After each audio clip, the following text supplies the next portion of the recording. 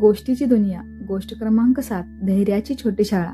एके दिवशी घराच्या हॉलमध्ये शीर्षा रंगीत चित्र काढत बसली होती. तिच्या शेजारी छोटू श्रीराजही बसला होता. तो मोठ्या डोळ्यांनी रंगांकडे बघत होता. मलाही करायचंय असं जणू तो म्हणत होता. शिरीषा हसली. तिने त्याच्या हातात एक रंगीत क्रेयॉन दिला.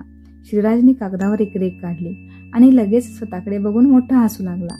पण अरे रे रे, क्रेयॉन तर हातातून पडला. श्रीराजचे ओठ वाकडे झाले.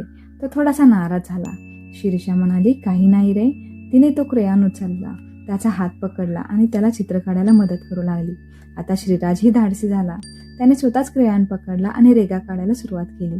त्याच्या चेहऱ्यावर मोठं आनंदी स्मित होतं. शिरीषाने टाळी वाजवली. अरे वा, श्रीराजही टाळी वाजवू लागला. आणि शेवटी शिरीषाने त्याला प्रेमाची मिठी मारली.